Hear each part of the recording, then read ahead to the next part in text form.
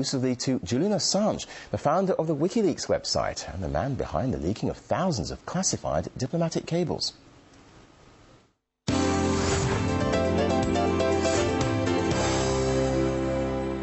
Julian, thanks for talking to RT. Now, through the course of your work, it's reasonable to assume that you have some insight into how political decisions are being made. What do you make of the recent events in the Middle East and North Africa? Do you think that we're seeing genuine social unrest, or are we seeing some kind of orchestrated revolt? And if so, who do you think is behind all this? Well, there's genuine change in some parts of the Middle East. I mean, Egypt is a clear case. I was concerned at the beginning of the Egyptian revolution as to whether we just saw a changing of the chairs and a maintenance of the same existing power structure, or whether something really different was happening. But after Mubarak fled Cairo, you saw mini-revolutions occurring in every institution within Egypt, from Alexandria to Cairo. So that's the sort of change that's hard to undo. Now, what's happening in some other countries is a bit different. So the situation in Libya clearly has the involvement of state actors in it from many different areas. That's something that's being driven by state actors. Now, it is normal for neighbouring countries to have interconnections with each other. The activists in different countries, families in different countries, businesses in different countries, and the states from neighbouring countries. That's normal. When outside forces from very, very far-flung countries start to take an aggressive role in a regional affair, then we have to look a bit more and say that what's going on is not normal. So what's happening in Libya, for example, is not normal. And social networking, what role do you think sites like Facebook and Twitter have played in the revolutions in the Middle East? How easy would you say it is to manipulate media like that? Facebook in particular is the most appalling spying machine that has ever been invented. Here we have the world's most comprehensive database about people, their relationships, their names, their addresses, their locations, their communications with each other, their relatives, all sitting within the United States, all accessible to US intelligence. Facebook, Google, Yahoo, all these major US organizations have built-in interfaces for US intelligence. It's not a matter of serving a subpoena. They have an interface that they have developed for US intelligence to use. Now, is it the case that Facebook is actually run by US intelligence? No, it's not like that.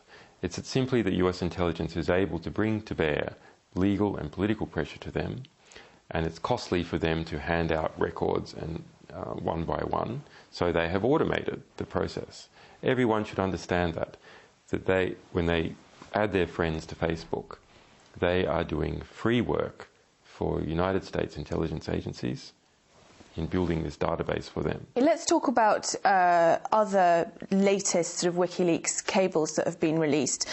They show the UK as a haven for extremism, with at least 35 Guantanamo detainees having at least passed through the UK. Is the UK still a haven for terrorists? I don't know if it's still been a haven for terrorists, but it is certainly a haven for oligarchs and former regime dictators that have come here. I mean, you remember the famous Pinochet trial for the extradition of Pinochet from the UK, which the Thatcher resisted, incredibly using a lawyer that is involved in trying to extradite me from the United Kingdom. Now, part of that is perhaps good. It's an example of true liberalism in the United Kingdom. Everyone come here, we'll protect you. On the other hand, there does seem to be a disconnect between, is it really supporting free speech activists like me who come to the UK, but on the other hand, it is supporting people like sons of Gaddafi. And the Guantanamo information, why has WikiLeaks released it now? I mean, it seems sort of to be after the fact. Is it because Obama has recently announced his re-election campaign, and obviously closing Guantanamo was one of his main election promises?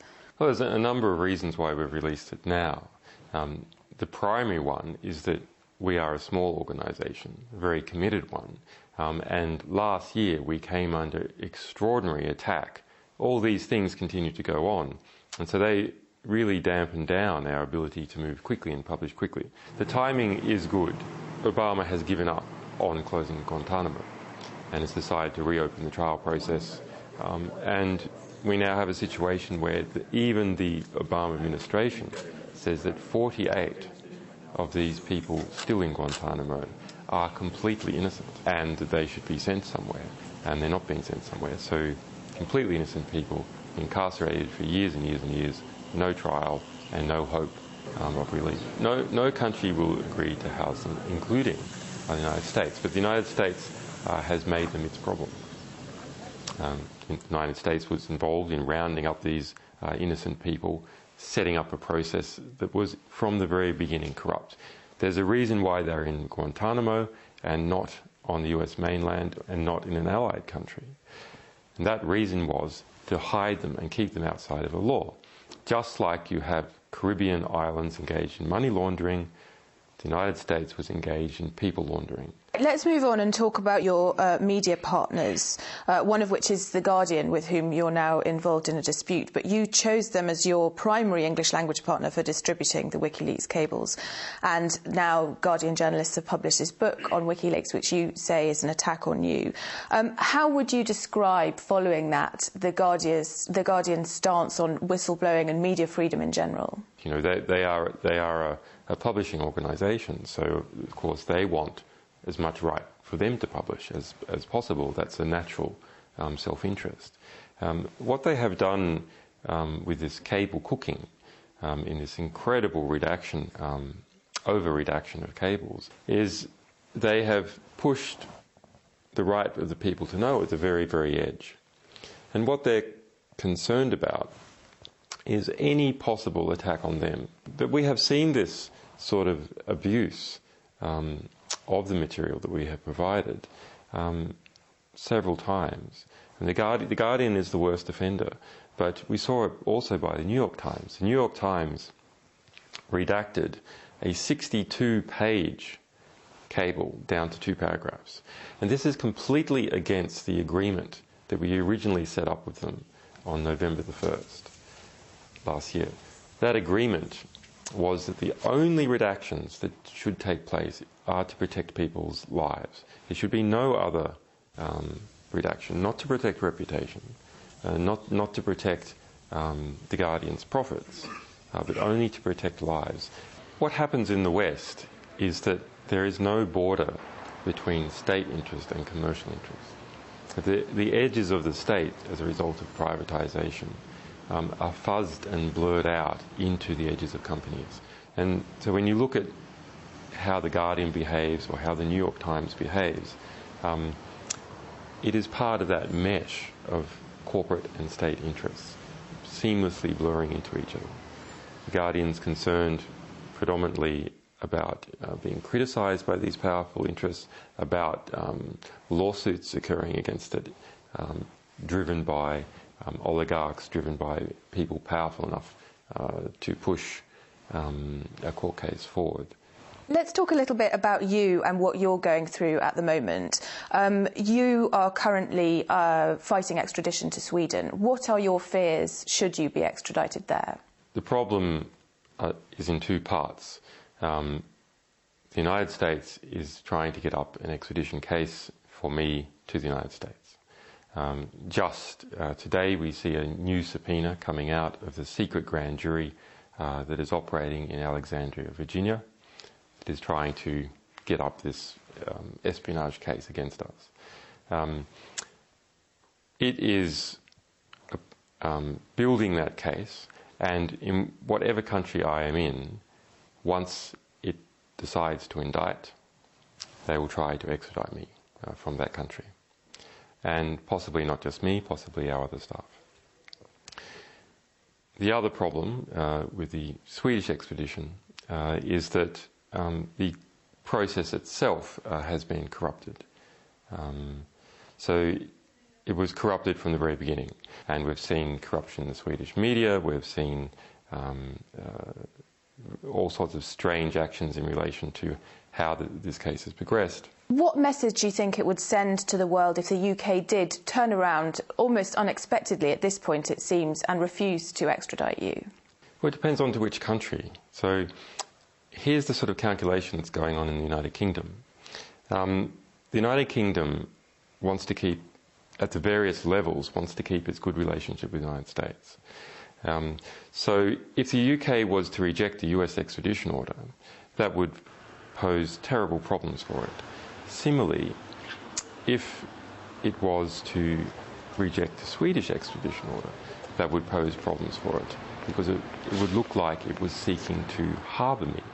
And this is the sort of difficult situation that Afghanistan faced, where it appeared that it was harbouring bin Laden, and as a result there was an aggressive response. So any country which appears to be harbouring us, as the United States is trying to conduct its aggressive response, faces political pressures. If the United Kingdom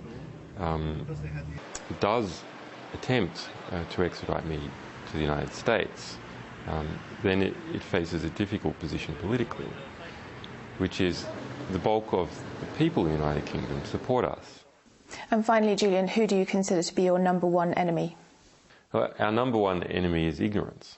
And I believe that is the number one enemy of everyone, is not understanding what is actually going on in the world. It's only when you start to understand that you can make effective decisions and effective plans.